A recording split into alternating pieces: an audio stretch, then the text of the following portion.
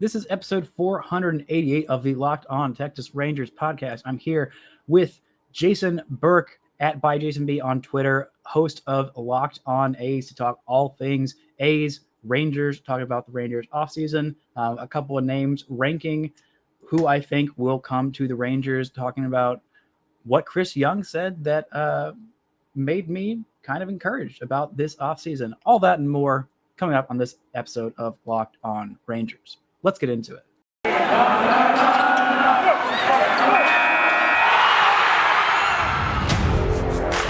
You are Locked On Rangers, your daily Texas Rangers podcast. Part of the Locked On Podcast Network, your team every day. And you are locked on to Texas Rangers. You are also locked on to the Oakland A's. This is a crossover episode with the one, the only, the fantastic Jason Burke. I know I'm the one that's bringing this in, and I'm the one on the right, which usually the person bringing it is on the left. If you're confused, we made the graphic for the last time that we did this show. We didn't want to make another one. So I'm hosting, but also on the right. We're throwing off the cultural norms. Hosting and boasting and toasting my Coke Zero. Yeah, cheers to that, Brice. So if you basically we're just going to talk about some A stuff, some Ranger stuff, get a feel for how the offseason is going to be going, and not putting a lot of effort into making the graphics, because we put all of the efforts into the research for this show. That's where we are. We're going to have a great time. Brice, how the heck are you? I'm doing all right. It is the off season. The Rangers are being linked to Clayton Kershaw. They're also being linked to, a few other big names. And so maybe next year won't suck as badly as this year did. I don't know. Am I, dare I say, hopeful about baseball? Should you be, though? Probably not. We'll see. When did you guys start sucking? That's my question. 2020. Like 20. Like was it? It was like just 2020. So it was been really two? like. So there's a short answer. It's 2020. That's when the full on bottom falling out. Like, all right, this team just for real sucks. They're scrappy. In 2017, they made game 163. 2018, they kind of, fooled themselves into thinking they were competitive. It was Adrian Beltre's last year. You had to try and do something. 2019 was a fun, scrappy team. They were competitive for the first half, kind of fell off in the second half. Like Hunter Pence was really great the first half of there. That was kind of Joey Gallo's breakout year. And then the wheels started kind of falling off. Joey got hurt. Pence, I think, also got hurt and wasn't quite as good when he came back. But yeah, basically 2020. So like of the many things that I dislike the Rangers doing, them leading into like the full tank, or not really even leaning into, just kind of accidentally falling into it. Starting in the 60-game season was really nice. Just kind of ease you into it. Like, all right, here's a little 2 months of sucking at baseball. Get ready, because next year it's going to be 3 times that much time of sucking at baseball.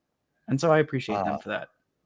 I mean, that's the way you got to do it sometimes. And honestly, it's probably a little bit helpful as a fan of a tanking team to only do it for that one season, but then everybody's getting closer to being a free agent or a little bit more development if you are rebuilding on some guys. And so it couldn't have been that bad.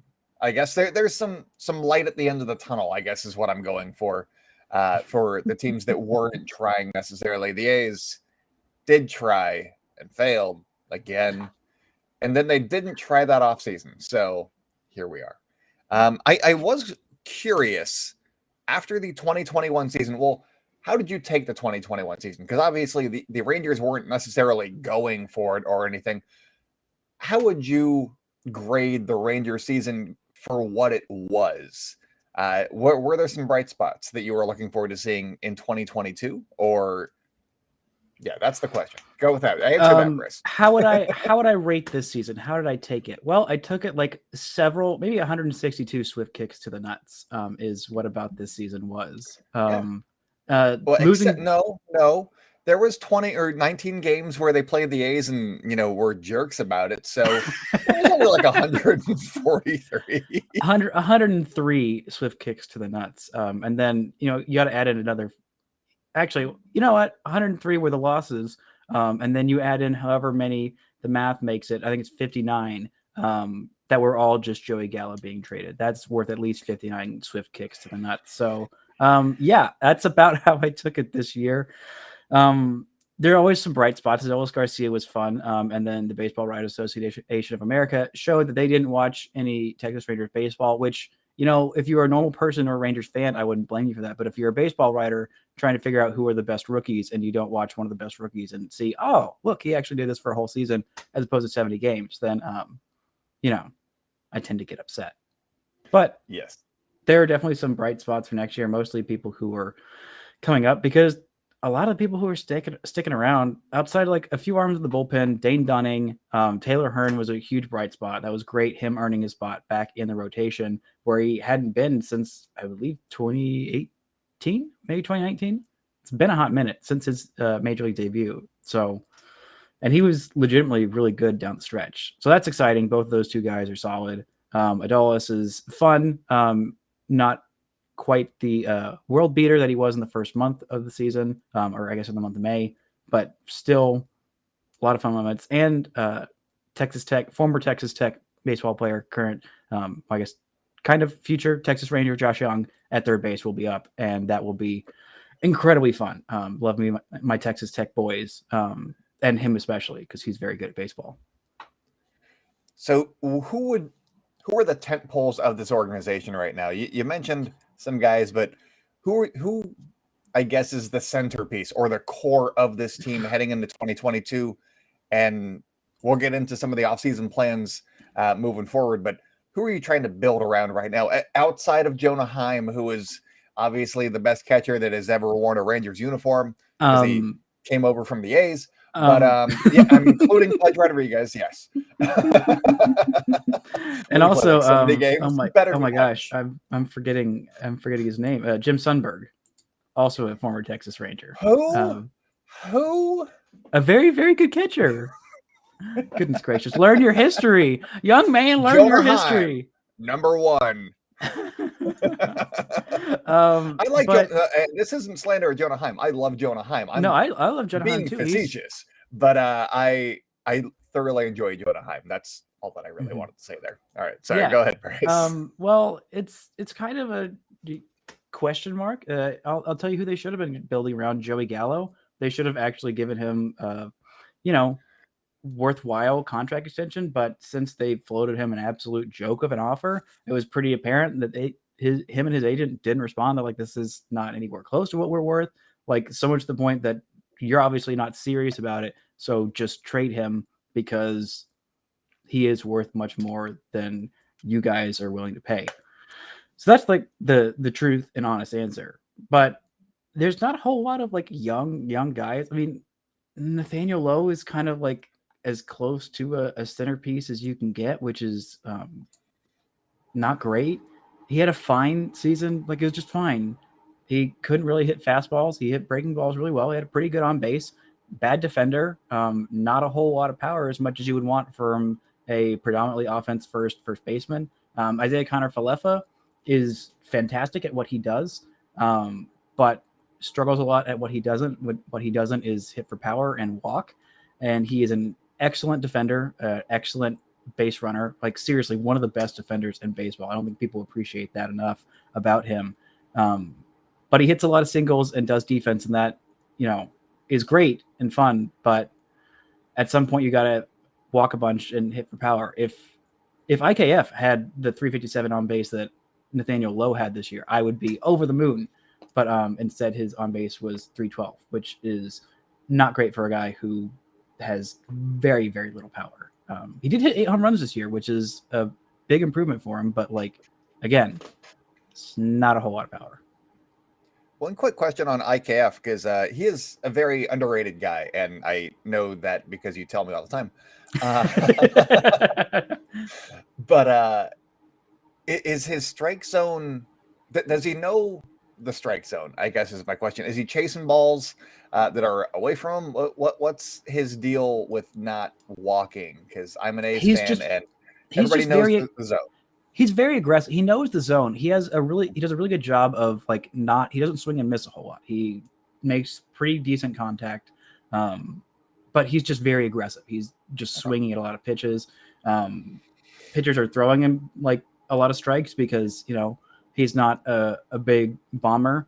And usually he's been hitting like, first or second in the lineup. So you got to get this guy out so that there's nobody on base for the big swingers behind him in Joey and Adolis Garcia. But yeah, that's the basic tenet with him.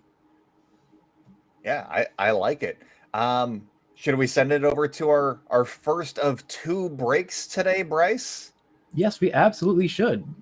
And all right, I did not pull those up, so you're in charge. That's all right. I've already got it up. I'm here to talk about our first sponsor today, betonline.ag. We're back and better than ever. There's a new web interface for the start of basketball season and more props, odds, and lines than ever before. BetOnline remains your number one spot for all the basketball and football action this season. Head to our new updated desktop or mobile website to sign up today. Receive your 50% welcome bonus. Just use that promo code. What is it, Jason? I actually locked on. Locked on. I wasn't sure if you were doing a bit or not. No, I legit forgot. I was like, is it the other one? No, it is locked on because it's one word, all caps, locked on.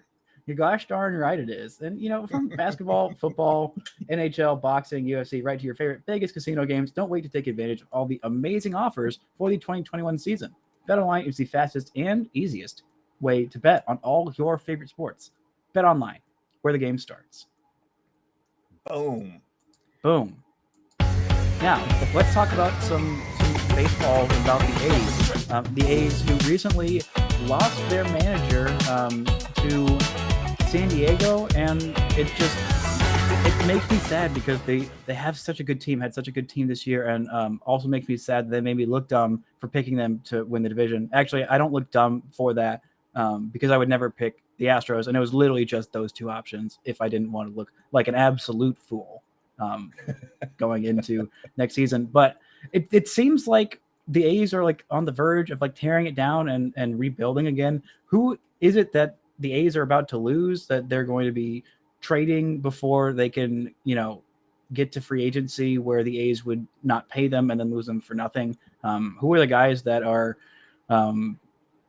looking like they're on their way out? Excellent question. It could be everybody.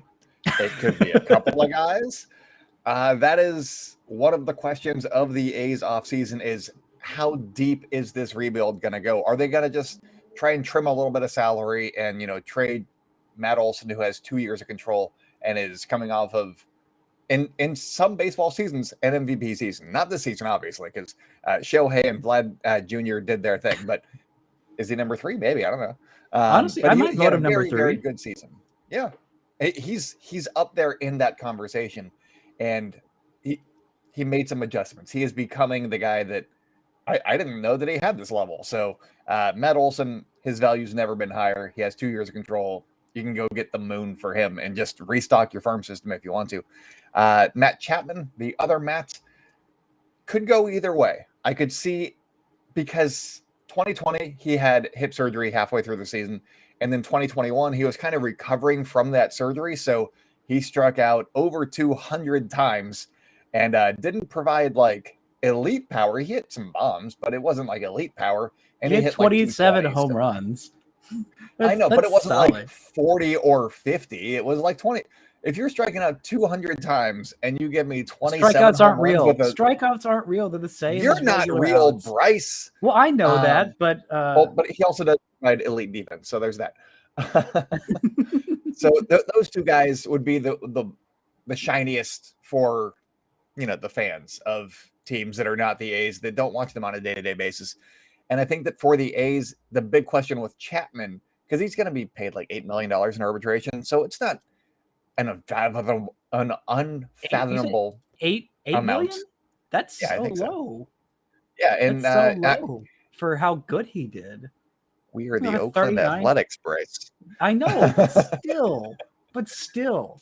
Oh my gosh! And his strikeout to walk ratio is really good. 88 walks to 113 strikeouts. That's really solid. He could walk a little bit, but he just was not hitting well. And I'm talking about him Olsen. on a day-to-day. I'm talking about Olsen. No, he was fantastic. Chapman you watch him on a day-to-day basis.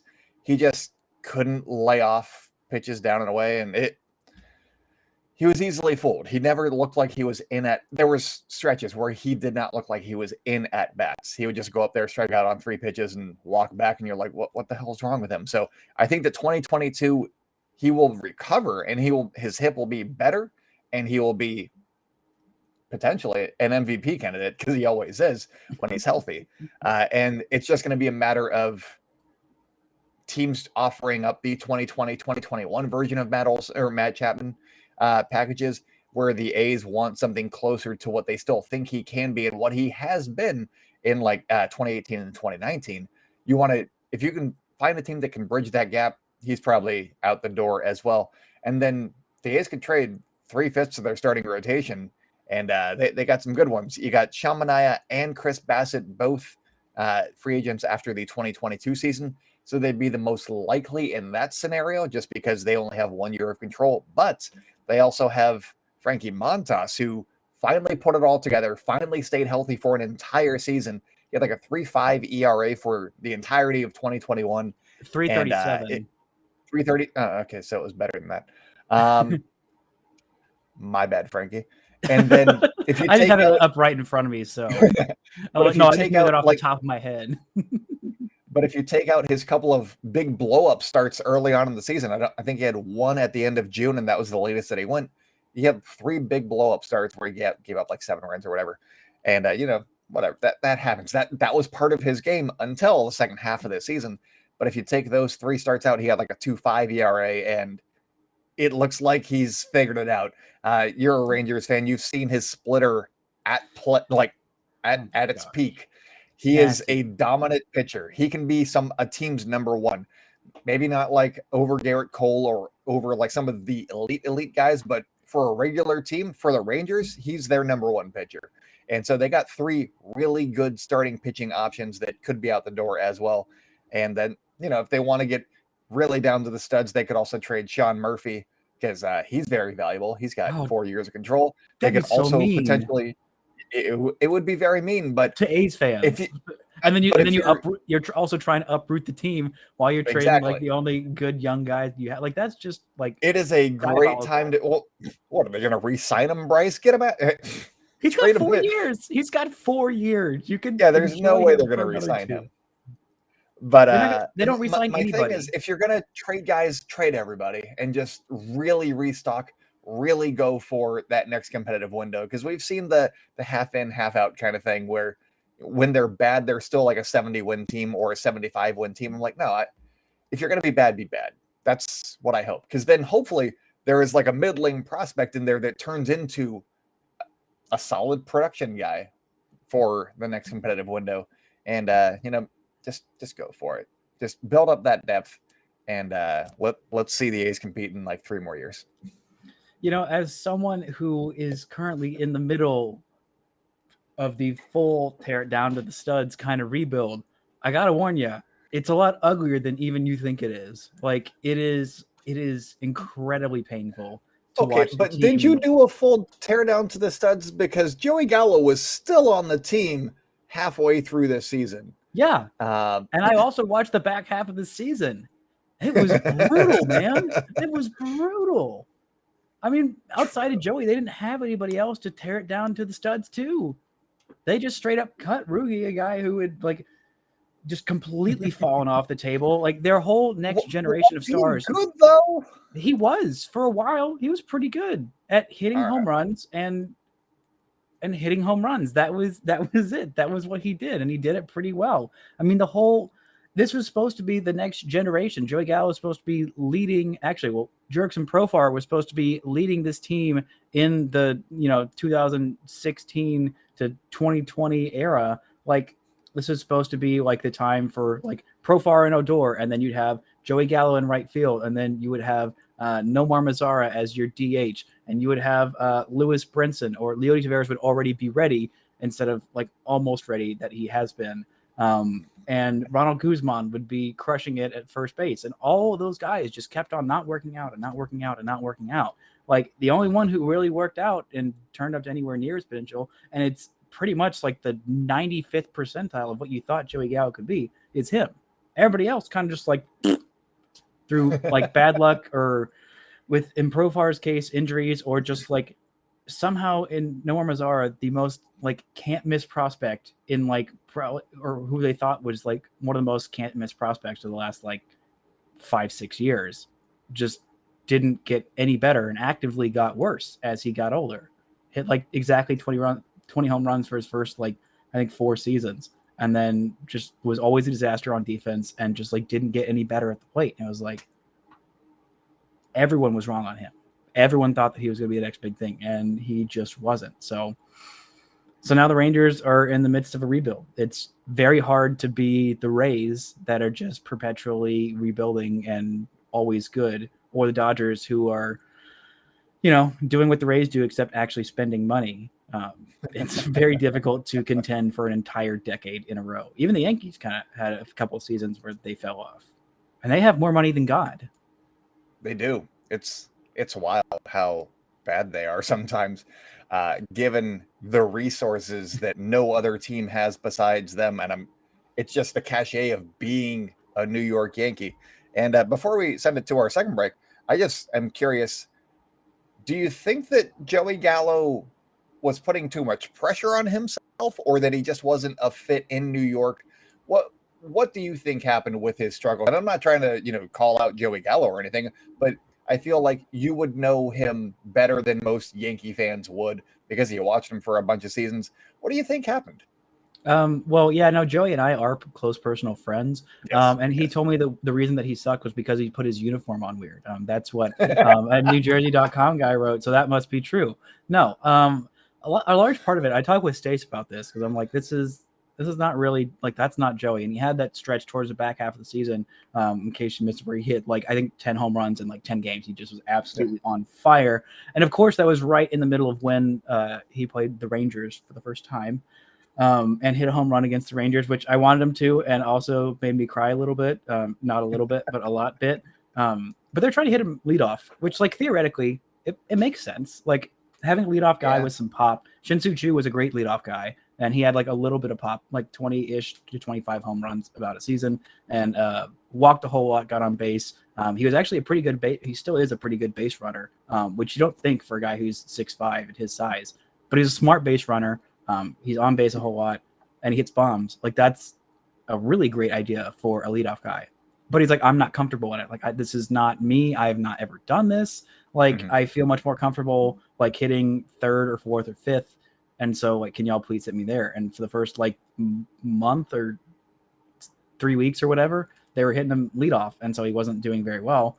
That and all the changes of like, he's been with the Rangers since 2012. So like it's a big change for him. So I think that's part of the reason why. Also, I'm sure he put a lot of pressure on himself because he grew up a Yankees fan. Not that like all kids aren't like, oh, I'm a Yankees fan, but like his family is from, they immigrated from Italy to New York and were like big Yankees fans growing up. So I know wearing the pinstripes meant a lot to him, means a lot to him. Yeah.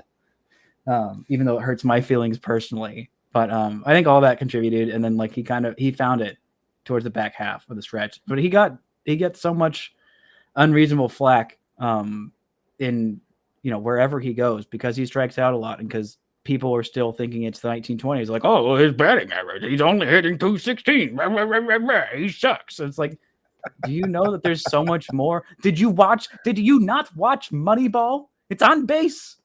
It is That's on base. Matters.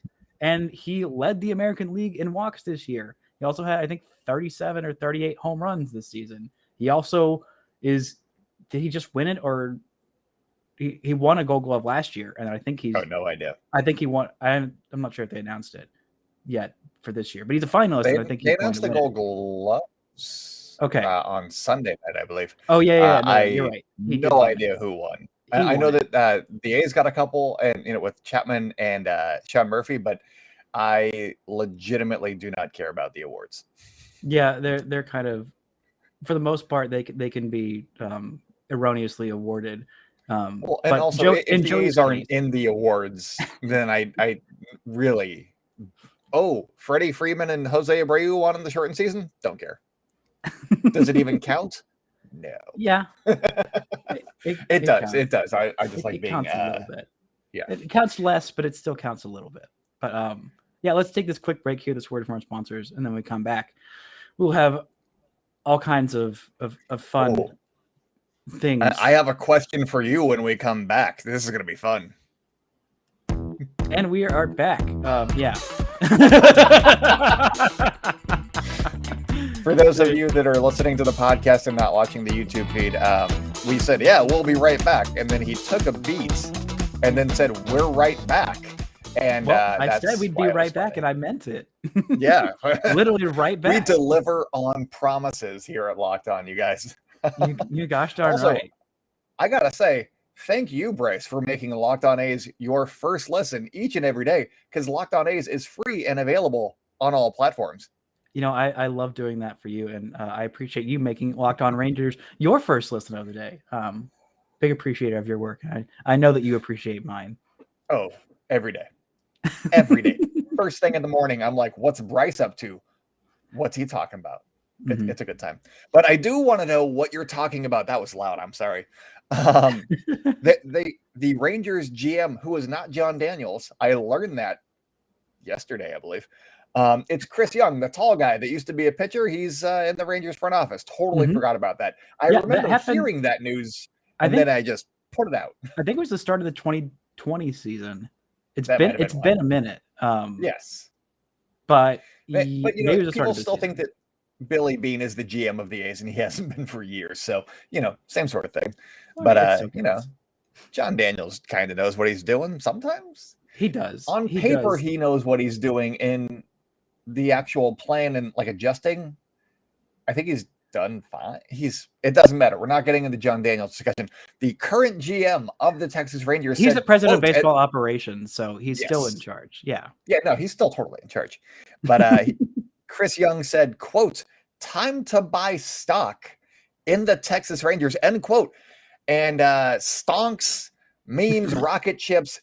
Are the Rangers going to the moon? Are you buying stock in the Texas Rangers this offseason? Am I buying stock for next year? Yes. Well, I'm not buying stock for next year. I'm buying stock for like several years down the road. The good thing about buying stock in the Rangers right now is it's dirt cheap because they are terrible. They are quite terrible. So the stocks, like, they have nowhere to go but up. Literally, like, the worst record in baseball, I think, over the past two seasons combined. I think so, depending on how much worse the Pirates were than the Rangers in 2020. I'm not sure. Record, Brice. Sure, it's close, but I don't know. The Pirates at least had like some bright spots, like at the end of the season, still good players on their team, like really good players, not just like, yeah, pretty good. Like, there's a lot of pretty good. I don't want to say a lot of. There's a few pretty good players on the Rangers left, but like next year is going to be bad. You don't lose 100 games and then immediately come back. That does not happen. It's happened like I think once where a team lost 100 games and then made the postseason the next year, and I believe it was the Minnesota Twins. And you know, it happened in the last like 10 years. So of course they got swept out of the first round because that's what the Twins do in the postseason. But they still made the playoffs. If you told me today that the Rangers would be in the playoffs this upcoming season and be swept out of the first round, I'd be like, hell yeah, I will take that in a heartbeat. But no, on board. If you're buying stock for next season, you're going to be sad. It honestly doesn't matter who they get next year, unless they get like all three of those big shortstops, all like three really good starting pitchers, and then like a couple of outfield bats. Like, they're still going to be bad. Probably not 100 loss bad next year, but still at least 90 to 95 losses, I think. It takes multiple years to get out of the rebuild, and there are some good young players on the way. Josh Young's going to be pretty good, but he's also still going to be a rookie. Cole Winn, who's their top pitching prospect, might be up around the midpoint or towards the end of next season. But again, he's still going to be a rookie, even though he'll probably be a pretty decent one. He's still going to be a rookie. So I don't know. Next year is still going to be rough, and I appreciate Chris Young's confidence in himself in that. And they've also talked a lot about, like, we're going to spend a whole bunch of money. And I'm like, you have not spent a bunch of money since signing Shin-Soo Choo in 2014. And that contract just came off the books this year. that they could be spending like $100 million for the 2022, like adding $100 million for next year's payroll? I think is that what I read? Or is it just like in contracts this offseason? That's those are two the very top different level. things. No. I think that is what they're aiming for, because you know how much payroll is on there for next year? Like nothing. Yeah. Like basically nothing. It's all guys who are arbitration eligible, or not even eligible for arbitration yet, so they're still earning league minimum. Like there are basically no contracts for next year. Like, but the last time they spent more than $30 million on a contract was, like I said, Shin-Soo Choo in 2014. And that $30 million contract was 3 years, $30 million for Lance Lynn, which was a bargain. And they will need something kind of close to that, of like reclaiming some of those gently used pitchers, and kind of turning them around like they done with Kyle Gibson, Mike Minor, and Lance Lynn. And turning them into Dane Dunning.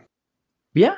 Dane Dunning's a really solid starter. Like he's pretty solid. And for a young guy, you got 5 years control of him. That might end up being more valuable than what it was like. I think just 1 year of control that they gave him. Right? Yeah, but he signed an extension to go be with them. But like they had a good relationship with him. There was some thought that he might think about coming back to Texas had he not signed that extension, just because he liked it here so much. Same with Kyle Gibson, he loved it here. But obviously he was a good pitcher, and so there is no room for you to be good here for nothing. So go try and be good for the Phillies. Didn't work out quite as well for the Phillies, but he was still solid. I think San Diego could have used him a whole lot, but that's neither here nor there. But so in reading over MLB, I don't know why I keep calling them Major League Baseball trade rumors. It's MLB trade rumors, you guys. I've said it the last 2 episodes. It's very annoying to me. I don't know why. I've never said Major League Baseball trade rumors before 2 days ago, but they did their top 50 free agents and the predictions. They ranked them, and then they predicted where these guys would end up. I'm laughing for a reason, not laughing at you, but like I was playing, every time I hear MLB trade rumors, I was playing Rocket Leagues with this guy, with some random guy and like a couple of my friends, and we were down like 5 goals and like a minute left, and just in the chat he's just like, would anyone like to discuss MLB trade rumors? I'm like, what is this guy? The site in general, just MLB trade rumors. I don't know. He didn't provide more context. I just said yes, and he's like, oh, I got nothing else.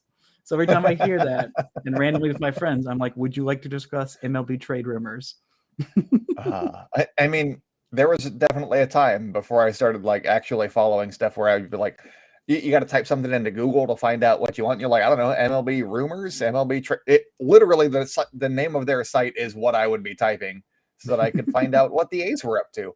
And there you go. Get those keywords, everybody. But there was a few guys of note that they said could end up on the Texas Rangers this offseason. I'm going to read them to you. One of these guys don't have a lot of intel on because he is from an international league, but we're going to say, hey, which one do you think is going to sign with the Rangers? Which 2, 3? How many guys are signing with them? So let's go over these names real quick. We got Trevor Story of the Colorado Rockies. Well, not anymore. He's a free agent. Pretty good guy. Pretty good player.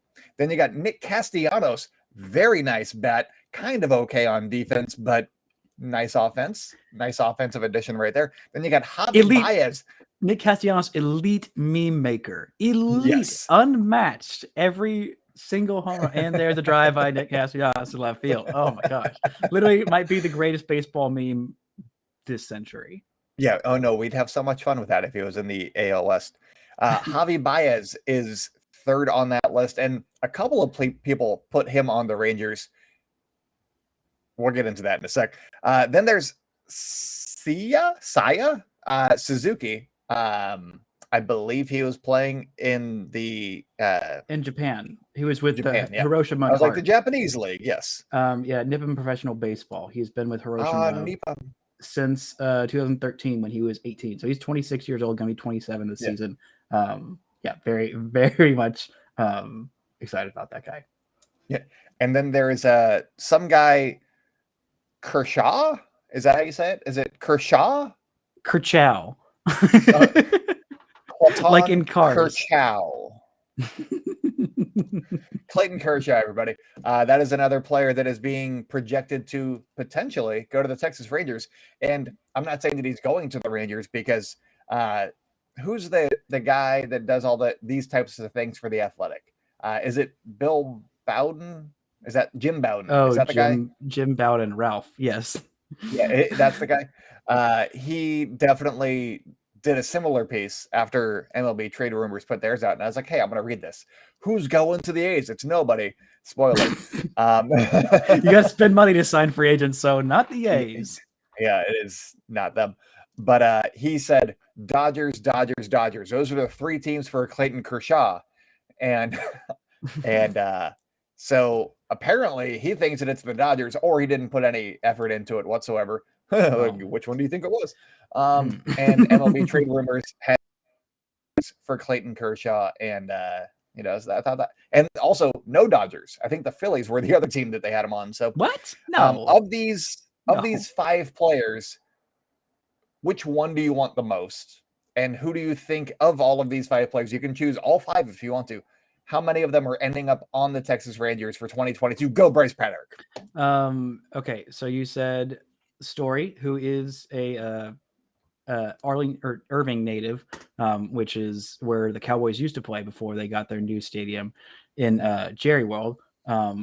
So he's honestly number 3 of the big 3 shortstops. I don't even put Javy Baez in that category. I don't think Javy Baez is signing with the Rangers. He is number 5 of the big 5. Yeah, of this 5. Number 1, I gotta say Kershaw. Like, it's the emotional appeal. Like, I absolutely love Clayton Kershaw. Like, all the time the last few years before Vince Scully retired. Whenever I started getting MLB TV, I would stay up late and watch Clayton Kershaw pitch. And one of the greatest broadcasters in the history of sports would be calling one of the greatest pitchers in the history of sports. And he is from my hometown. Like, he grew up and went to the same high school that my mom went to and her parents went to. Like, it is a very personal connection. And also, he's one of the greatest pitchers of all time. Like, that too. Plus, he'd have a huge impact on all these young guys like Dane Dunning, like Taylor Hearn, like the young guys that are going to be coming up eventually with Jack Leiter and, like I said, Cole Winn. So, yeah, I mean, he's number 1. And just real quick, since we're talking about your mom, Becky Paterik, who I'm sure. Oh my gosh! How's it going, Becky? If you want a like on Twitter from Becky Paterik, all you got to do is make fun of her son on Twitter. Hold on. Speaking of my mom, thank you for reminding me of this. It's this will be going up on Thursday for me. So this is November 11th. It is my mom's birthday. So happy birthday, Mom. Love you. I guess I will see you later tonight. If you've listened to this today. If not, then it's a happy belated birthday. But I've told you in person, so I'll be sure to cover that base. But yeah, want to give a shout Becky, out to my mom. Happy birthday from Locked On A's. I also love you. Like the older son she never had. But legitimately though, when I make fun of you on Twitter, and like a light jab, and she likes it, it makes me so happy. It really does. I just get the notification, Becky Paterik like this. I'm like, thanks, Becky. But that really so very happy birthday to the one, the only Becky Paterik. Yes, she is the number 1 fan of mine, which I appreciated. It's nice to have that. But anyway, we were talking about, I completely forgot, Clayton Kershaw and how much I love him and Highland Park. That's where we got derailed.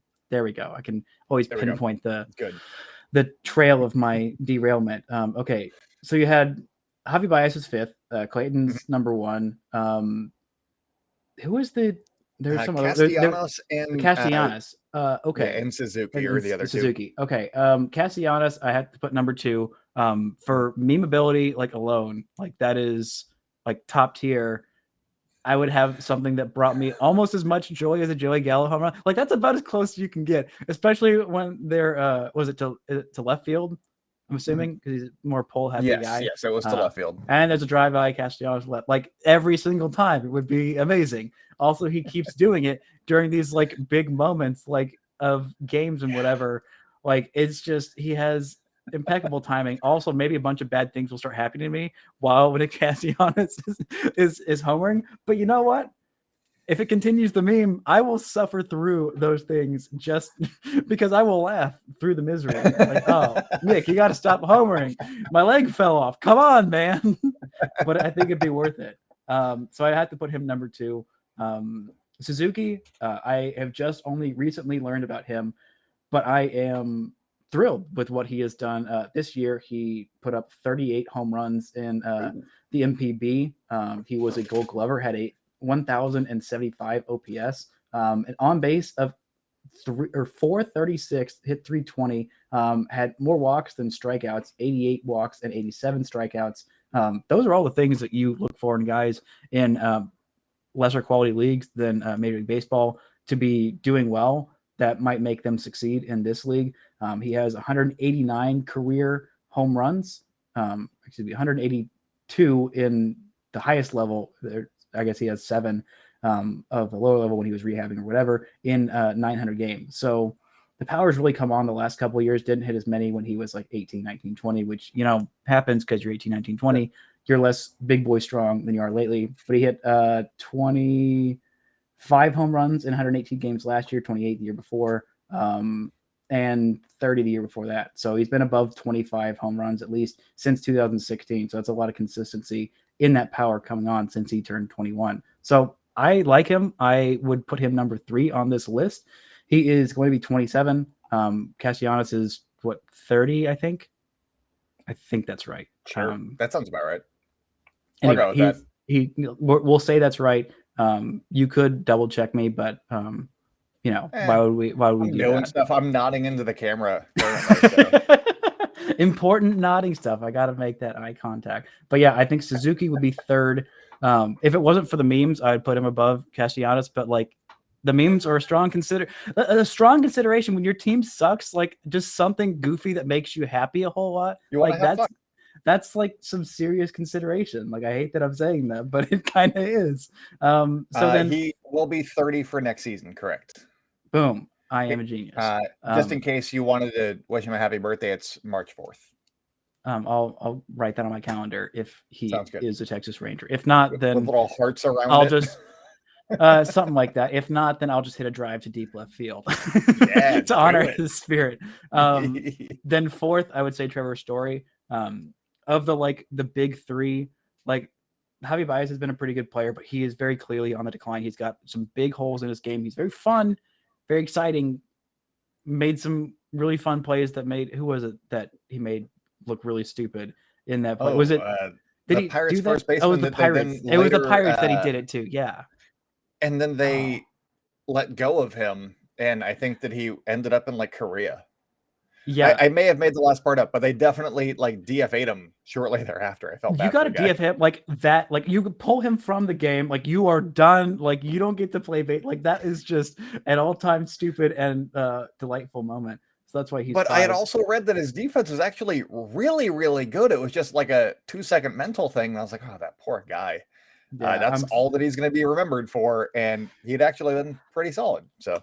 Yeah, it's a bummer. But Story is 4th. I have concerns about how long he's going to hold up at shortstop. He is the oldest of those big 3.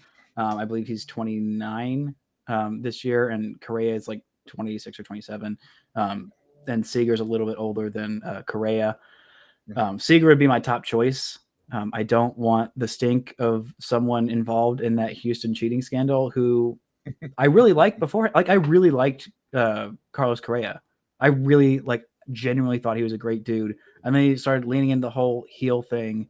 And like, it's just like, okay, like, you're being a D-bag. Like, it's not cute. Like, I know it's going to endear you to Houston, but you're going to leave them after this year. They offered you a 5-year deal. It's like, I am very intrigued to see how, assuming he does not sign with Houston. Oh, he's not. If he goes to like there's Detroit, no way. Detroit's one team that could be going after his services because they're still, they're on the up and up. How those fans treat their new free agent acquisition, I assume that they'll love him, especially if it's Detroit, because they're like, hey, we spent big money. This is our new guy. But I mean, they brought in AJ Hinch. Got him.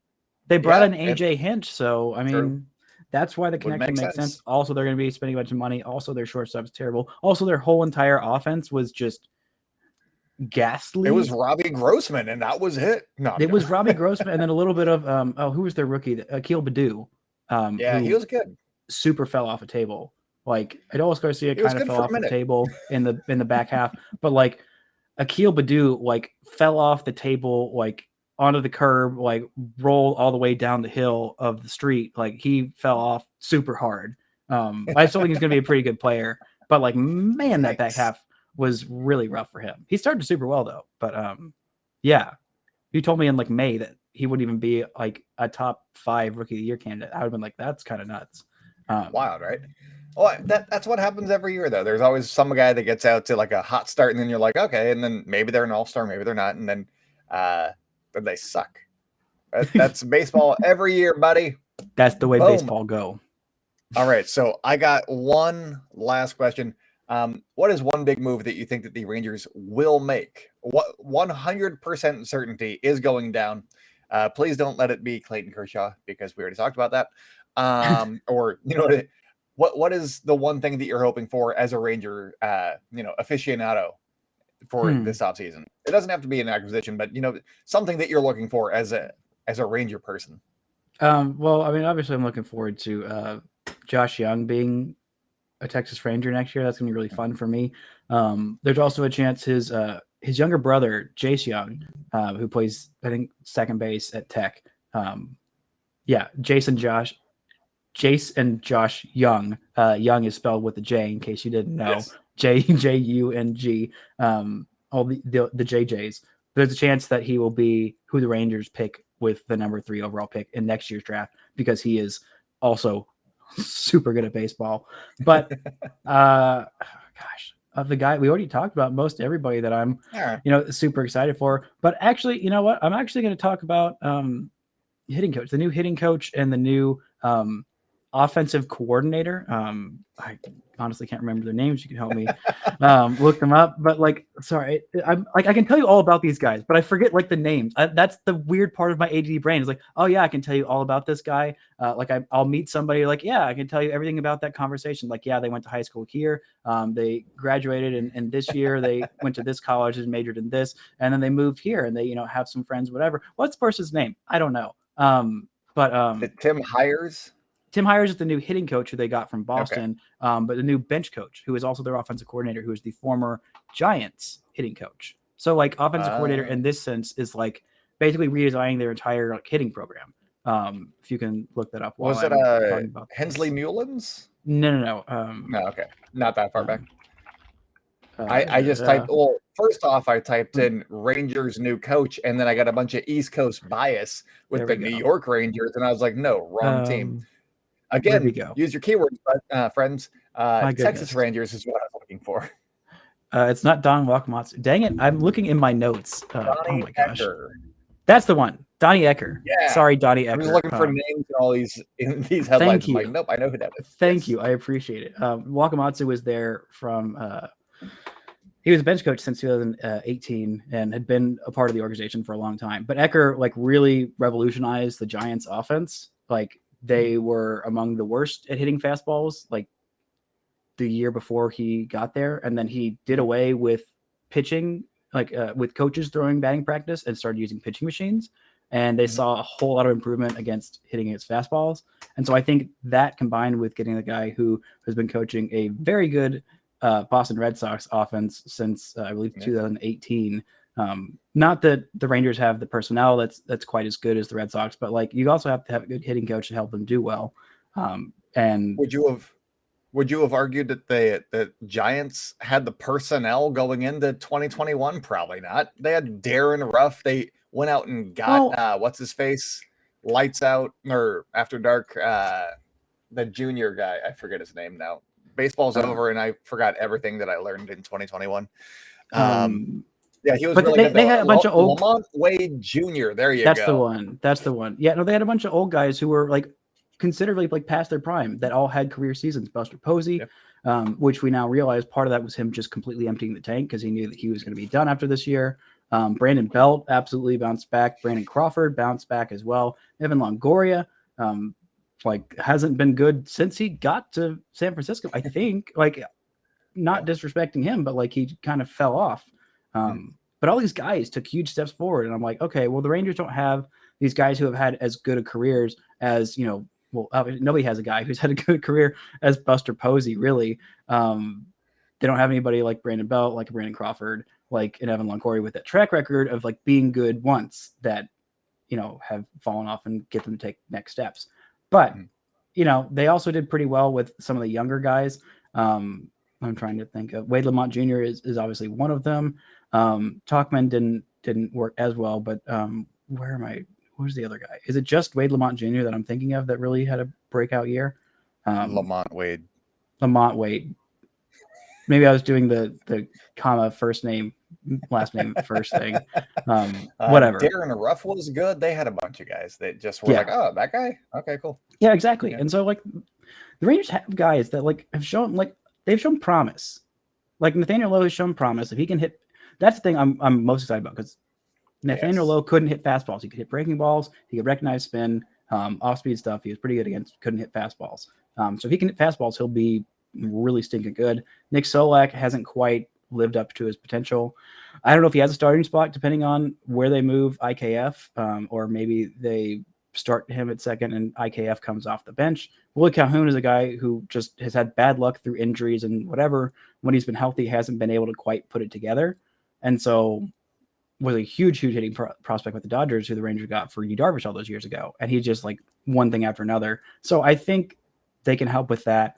I'm excited to see what this offense does next year, because it was really rough this year, especially when Joey Gallo was gone. But they've got pretty much nowhere to go but up. So, yeah, I guess that's the thing I'm most looking forward to next year for the Rangers. What about you? What are you most looking forward to next year from the A's? You can say nothing. It would be kind of wrong, but I have no reason to be excited right now.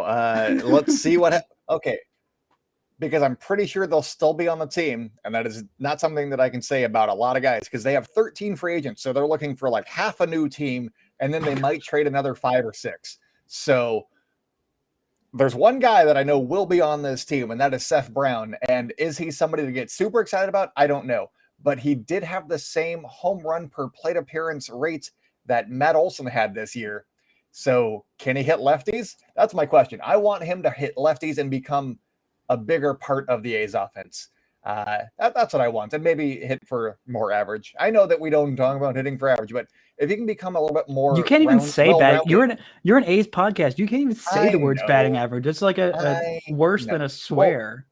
Well, here's the reason that I do say batting average is because, yes, on base is wonderful. Is it because you're a bad boy and you don't care about the rules?